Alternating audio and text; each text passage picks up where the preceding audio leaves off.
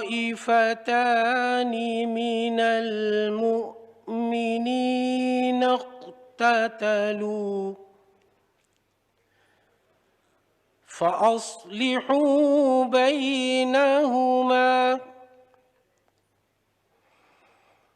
فإن بغت إحداهما على الأخرى فقاتلوا التي تبغي حتى تفيء إلى أمر الله فإن عدل فأصلحوا بينهما بالعدل وأقسطوا إن الله يحب المقسطين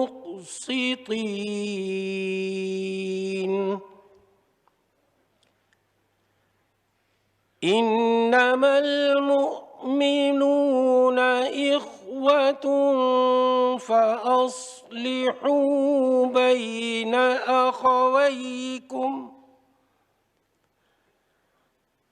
واتقوا الله لعلكم ترحمون صدق الله العظीम। अल्लाह तबारक व तआला का इरशाद है, और अगर मुसलमानों के दो ग्रोह आपस में लड़ पड़ें तो उनके दरमियान सुलह कराओ।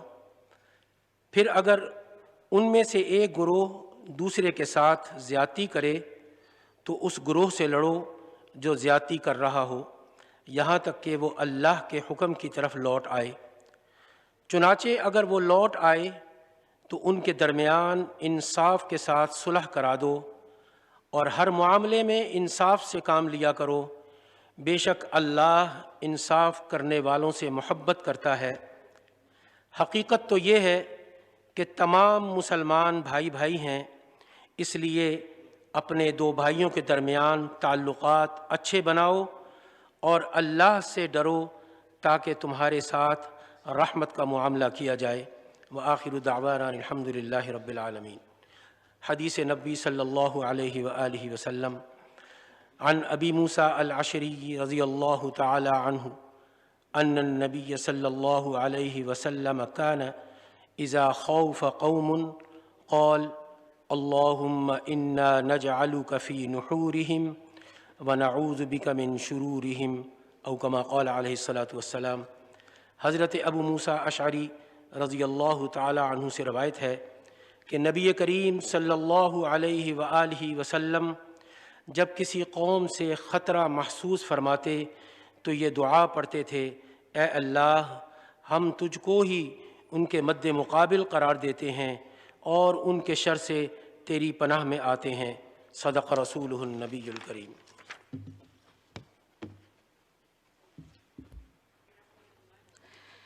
ऐ काश उनके इश्क में जीना नसीब हो, जब मौत का हो वक्त मदीना नसीब हो।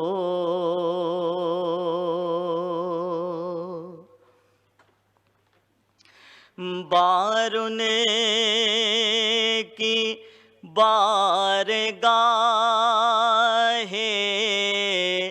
करम में मिले मुझे,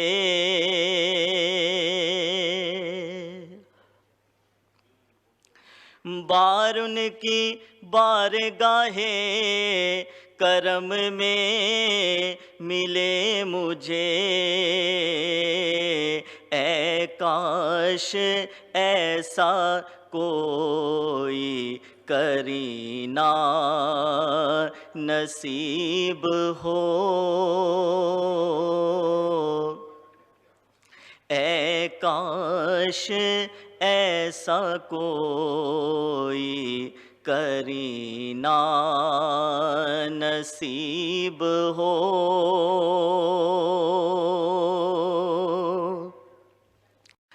हो जाऊं पार बहरे हवादिस से ऐ रियाज़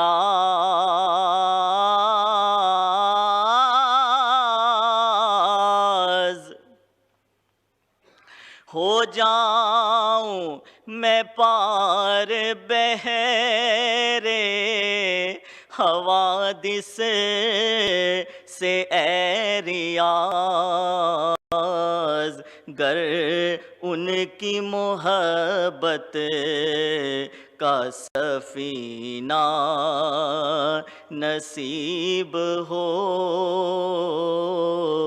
जब मौत का हो वक्त मदीना नसीब हो।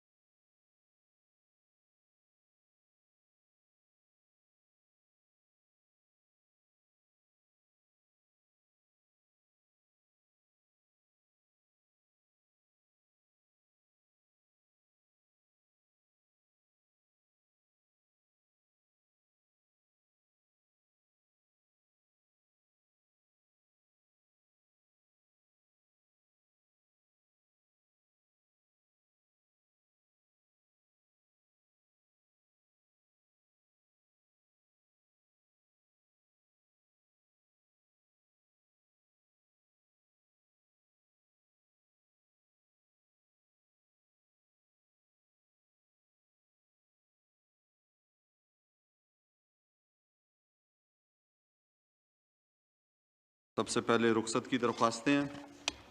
आगा हसन बलोच साहब, नवाब मोहम्मद यूसुफ तालपुर साहब, जनाब खुरम शहजाद साहब, अली गौर ख़ान साहब, राना मुबशर इकबाल साहब, सरदार मोहम्मद अख्तर मैंगल साहब, सैयद जावेद अली शाह जिलानी साहब, नवीद डिरो साहब, जनाब रशीद अहमद ख़ान साहब, जनाब मोहम्मद अकरम चीमा साहब, मीर आमिर अली ख़ान मक्सी, सैयद नवीद कमर साहब, मोहतरमा मेनाज अकबर अज़ीज़, जनाब मोहम्मद हाशिम नोतज़ई, चौधरी मोहम्मद शहबाज बाबर, जनाब नासिर इकबाल बोसाल, मलिक मोहम्मद इहसानुल्लाह टवाना साहब, मियाँ रियाज हुसैन पीरज़ादा साहब, सैयद इमरान अहमद शाह साहब, जनाब इरफान अली लगारी साहब, सैयद हुसैन तारिक, मोहतरमा शगुफ्ता जमानी, जनाब गौस बख्श खान मेहर, राना मोहम्मद इसाक खान, जनाब इमरान खटक, डॉक्टर सीमी बुखारी साहिबा, जनाब साद वसीम साहब, सरदार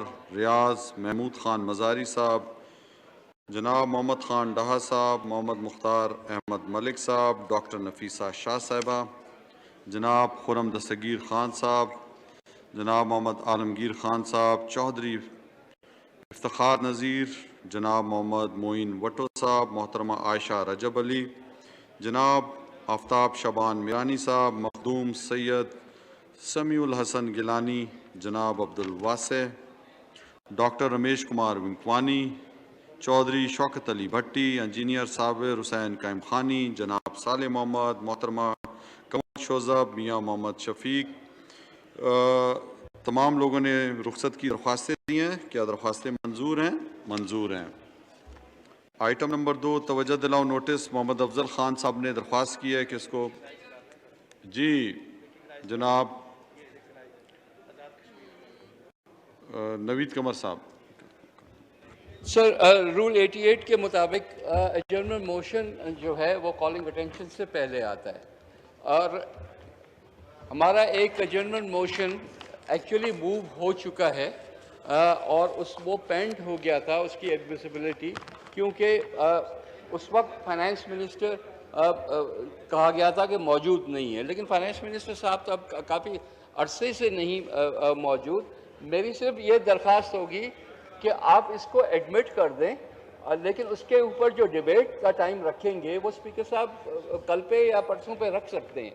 तो मुझे सिर्फ इतना वो एडमिसिबिलिटी पे जो जितनी बात करनी है उतनी मुझे सिर्फ उस हद तक करने दें, और उसके बाद if the government doesn't oppose it तो we can fix a date, और the speaker can fix a date and time for it. जी अली मोहम्मद खान साहब, आप ज़रा बताएं इस पे। इस पे तो गुफ्तगू हुई भी थी। अगर एडमिसिबिलिटी पे ये गुफ्तगू करना चाहते हैं तो बिल्कुल बेशक कर लें, लेकिन जाहिर है फाइनेंस मिनिस्टर साहब को हमें थोड़ा सा टाइम देना पड़ेगा कि पहले से एक दिन पहले स्पेसिफाई कर दें ताकि वो फुली प्रिपेयर्ड होके, और इस पे अगर कोई डिबेट वगैरह होती है तो वी वेलकम दैट। और साथ में मेरी रिक्वेस्ट भी है कि हमारे आज़ाद जम्मू कश्मीर से हमारे MLA साहिबान उनका भी मैं कहता हूँ जी, वो मैं कह रहा हूँ, उनको वेलकम करते हैं, और अगर चेयर से भी हो जाए तो बड़ी मेहरबानी जी। मोहतरमा शीरी मज़ारी साहबा। स्पीकर साहब, दे रहा हूँ। मैं सिर्फ पता करना चाहती हूँ, क्योंकि पिछले 5 साल जो पिछली पार्लियामान थी उसमें एडजर्नमेंट मोशन एक नहीं एक्सेप्ट हुआ। मुझे लीगल पोजीशन बता दें, क्योंकि प्रेसिडेंशियल एड्रेस पे डिबेट जारी था। अभी एजेंडा पे प्रेसिडेंशियल डिबेट आ चुका है पिछले दिनों में, इस वास्ते इसकी लीगल पोजीशन क्लियर कर दें कि वाइल जब तक प्रेसिडेंशियल एड्रेस का डिबेट ख़त्म नहीं होता एडजर्नमेंट मोशन नहीं एक्सेप्ट हो सकते। इनको क्या रूल बता दें। जी नवीद कमर साहब। मुझे हैरत है ऑनरेबल मिनिस्टर साहिबा जो हैं किस किस्म का इशू ला रहे हैं। First of all presidential debate पे अभी तो मोशन ऑफ थैंक्स भी नहीं आया, लेट अलोन के डिबेट स्टार्ट हुई हो कि इस पे बार हो। इस वक्त कोई बार नहीं है on discussion on general motion. बाकी जहाँ तक honourable minister of state for parliamentary affairs की जो बात है, मैंने पहले ही कह दिया कि वो in consultation with the finance minister, हमारे पास अभी भी एज पर कैलेंडर 3 दिन मौजूद हैं। मैं चाहूँगा कि कल के दिन में ये हो जाए, क्योंकि काफ़ी दिनों से ये पोस्टपोन होता आ रहा है। लेकिन अगर कल नहीं तो परसों तक जो भी कन्वीनियंट दिन हो उस पे ये जो है डिबेट वो फिक्स कर दें। लेकिन मेरी बात एडमिसिबिलिटी की हद तक तो ज़रूर आप सुन लें, उसके बाद आप एडमिट करेंगे तो फिर डिबेट का टाइम शुरू होगा।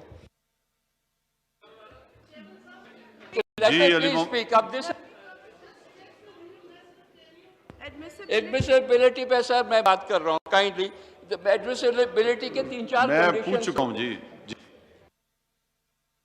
अली मोहम्मद खान साहब बताएं जी। 1 मिनट आपको दे रहा हूँ मौका, जरा मैं पूछ लूँ, मुशावरत कर लूँ, उसके बाद आप तक आ जाएगा। जी आप बताएं जी क्या करना है। इस इशू पे इनके साथ गुफ्तगू हुई थी, और मेरे ख्याल में डॉक्टर बाबर अवान साहब ने भी एक मौके पे इसको हुकूमत की तरफ से ये बात हुई थी। और चूँकि अभी एजेंडे पे प्रेसिडेंशियल एड्रेस नहीं आया तो आई थिंक वो एडमिसिबिलिटी पे बात कर लें, और हमें तो कोई इशू सही है जी। जी नवीद कमर साहब। Thank you general speaker. जो मेन कंडीशंस होती हैं किसी भी काइंडली सर अटेंशन नहीं होगी, क्योंकि आपने रूलिंग देनी होगी।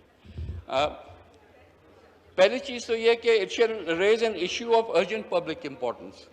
जाहिर है कि जब हम बात कर रहे हैं increase in the price of petroleum products, वो पाकिस्तान के बच्चे पे हर शख्स पे जो है ये उसको अफेक्ट करता है। जहाँ स्पीकर आपको भी करेगा, मुझे भी करेगा, और हमारे हर जिस शख्स ने हमें यहाँ भेजा है उनको भी ये करेगा। तो there is no question that when you raise the prices of petrol by 5 rupees, definitely it affects the budget of every household.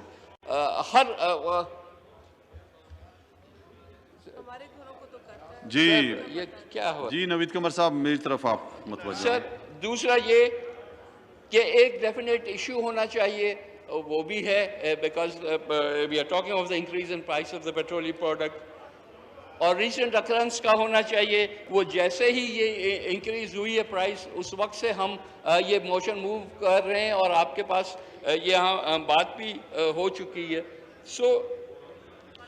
और रिपीट नहीं कर रहा किसी चीज़ को वगैरह वगैरह। It should not So for all practical purposes, all the considerations are there, and it is very much due for admission, and therefore I would ask you to kindly allow this motion to be admitted, and the 2 hours discussion may be fixed as is convenient for the Speaker as well as for the Honourable Minister, whoever the concerned Minister who will respond to it. जी अली मोहम्मद खान साहब बताएं जी।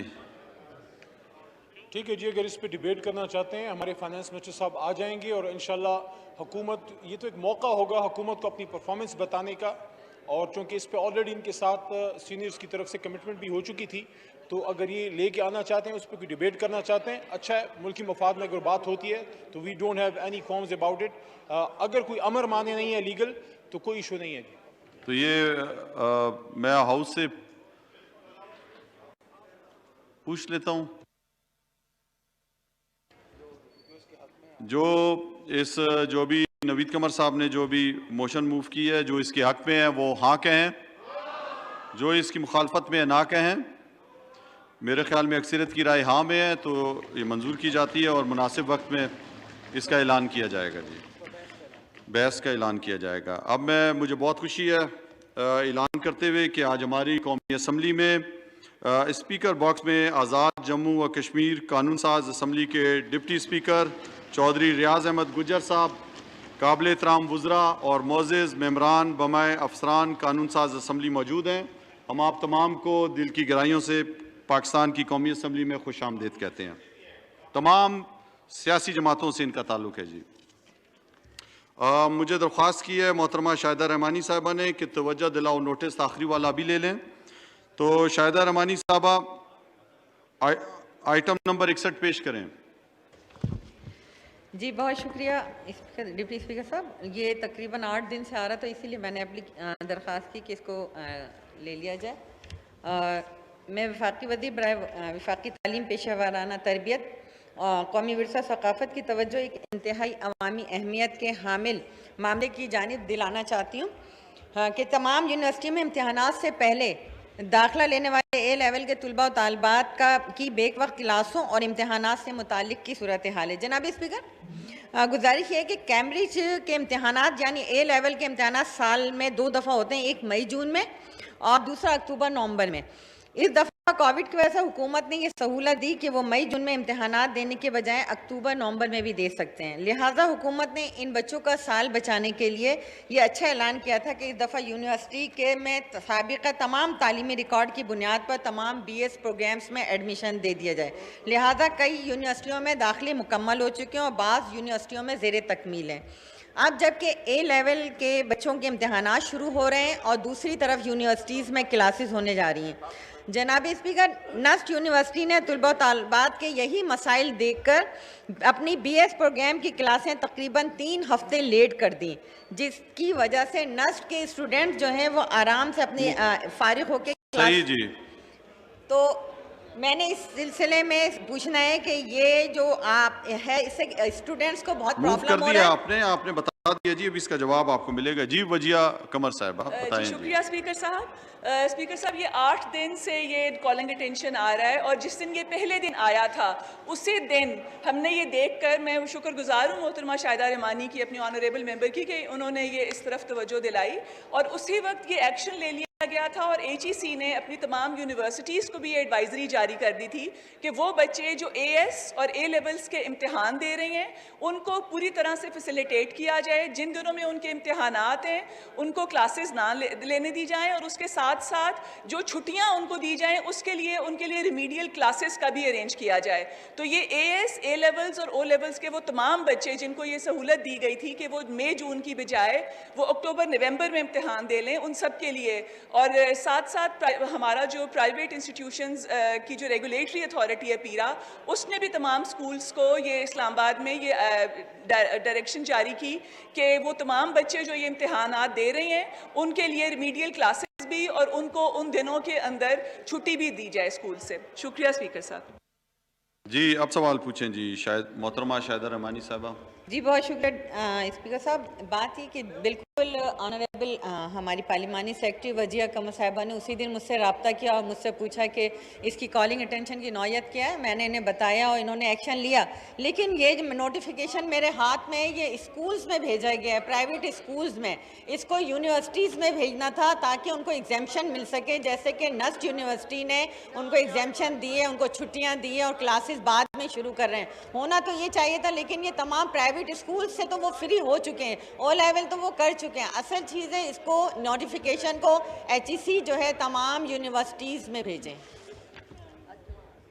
जी मोहतरमा वजिया कमर साहिबा। Speaker साहब, ये मैं अपने honourable member की इतला के लिए ये इनको बताना चाहूँगी कि HEC की तरफ से भी ये एडवाइजरी इशू हो चुकी है और मैं वो नोटिस इनके साथ शेयर कर लेती हूँ। और उसके अलावा मज़ीद अगर उसके अंदर कोई गुंजाइश हो और मज़ीद अगर ये देख लेंगे हम कि और क्या किया जा सकता है, लेकिन वो एडवाइजरी पीरा और HEC दोनों की तरफ से इशू हुई थी। मैं वो नोटिफिकेशन शेयर कर लेती हूँ। जी आप जाके फिर बात कर लीजिएगा शाहिद रहमानी साहब, ठीक है, पूछ लीजिएगा इनसे। जी अभी है मोहतरमा मिनाज अकबर रजी साहबा ने रिक्वेस्ट किया है कि पहला इनका आइटम लिया जाए। जी मोहतरमा मिनाज अकबर साहबा आइटम नंबर 17 पेश करें। थैंक यू डिप्टी स्पीकर साहब। To move I beg to move under sub rule 7 of Rule 154 of the Rules of Procedure and Conduct of Business in the National Assembly 2007 that the Islamabad Capital Territory Prohibition of Corporal Punishment Bill 2020 as passed by the National Assembly and not passed by the Senate within 90 days of its laying in the Senate be referred to the joint sitting for consideration and passage. Thank you, sir.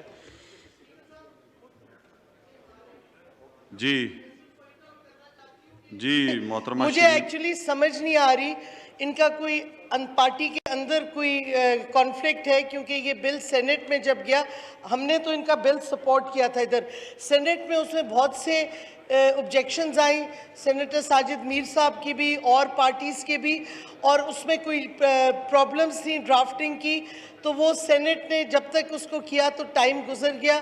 तो कल senate ने इन्हीं की सादिया अब्बासी साहिबा हैं senator, उन्होंने इसी तरह का बिल इनको चेक करके सेनेट में पेश किया। वो आज कमेटी से पास हो गया, यानी कि सेनेट से भी पास हो जाएगा, क्योंकि उनको एक दिन दिया था कि कमेटी से फिर रिवाइज कर लें। तो अगर वो हो गया है वो बिल इधर आ जाएगा, there should be no problem. But ये इनका इंट्रा पार्टी का मसला है कौन सा बिल लेना है। तो वी वुड सजेस्ट कि स्पीकर साहब वो बिल ज़रा फाइन ट्यून हो गया है, उसमें बाकी कोई रिलीजियस पार्टीज़ के प्रॉब्लम्स थे वो भी अकोमोडेट हो गए। तो आई वुड सजेस्ट कि अगर ये पहले डिस्कस कर लें अपनी पार्टी मेंबर से कौन सा बिल हमने करना है अप्रूव, तो उस लिहाज से फिर या ये भेज दें या फिर आप सेनेट से जो आएगा उसको पास कर लें। जी अब मैं तहरीक ईवान के सामने पेश करता हूँ। जी मैं उनसे जी डॉक्टर जी शाजिया मरी साहबा। स्पीकर साहब, मैंने सुना है ऑनरेबल मेंबर ने जो रिक्वेस्ट पुट की है हाउस को एक मोशन के ज़रिए, और फिर मिनिस्टर साहबा जो फरमा रही हैं, जो बात मिनिस्टर साहबा कर रही हैं हमें आइन उसकी इजाज़त नहीं देता। तो मैं मालूम करना चाहती हूँ कि ये सेनेट कैसे कर रही है जो सेनेट कर रही है, क्योंकि article 70 of the constitution gives you the whole procedure कि किस तरीके से बिल जो है वो किस हाउस में आएगा और फिर उसका पैसेज जो है अगर वो जॉइंट सिटिंग में जाता है टाइम लैप्स की वजह से तो वो क्या तरीक़ेकार है। Other than that, I did not see anything in the Constitution. So if Senate has picked up a bill that is still pending in the National Assembly for passage and has to go to the joint sitting now at this time after time lapse, I did not find any legal cover for the bill to be taken up in Senate. So that I need clarity on by your chair. इसको आइन के तहत ले रहे हैं। अब मैं तहरीक Ivan के सामने पेश करता हूँ। 1 मिनट आपको मौका पूरा दिया है जी, अभी मुझे कार्रवाई करने दें। कौमी असम्बली में कार्रवाई और तरीक़ेकार के कवायद 2007 के कायदा 154 के ज़ेली कायदा 7 के तहत तहरीक पेश की गई है कि कौमी असम्बली की जानिब से मंजूर करदा और सेनेट में पेश किए जाने के 90 दिनों के अंदर सेनेट की जानिब से मंजूर ना किया गया इलाका दारुल हुकूमत इस्लामाबाद जिस्मानी सज़ा का इम्तना बिल 2020 ज़ेर गौर लाने और मंजूरी के लिए मुश्तरका इजलास के सुपुर्द किया जाए। वो तमाम अरकान जो इसके हक़ में हैं हाँ कहें, वो तमाम अरकान जो इसकी मुखालफत में हैं ना कहें। मेरे ख्याल में अक्सरियत के जवाब हाँ में है, लिहाजा बिल मुश्तरका इजलास में पेश करने की इजाज़त दी जाती है। जी आइटम नंबर 18 सैयद जावेद हसनैन साहब आइटम नंबर 18 पेश करें।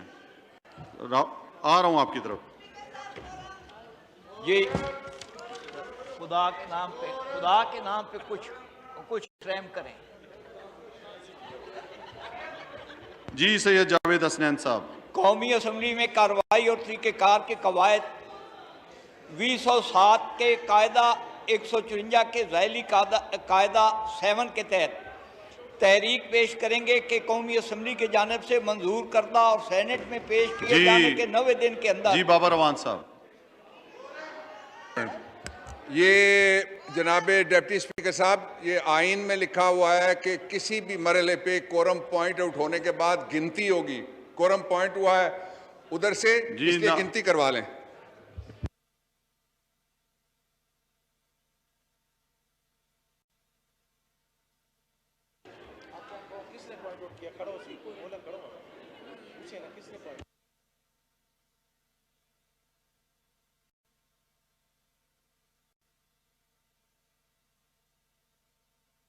कल बरोज़ बुध 29 तारीख 4 बजे तक इजलास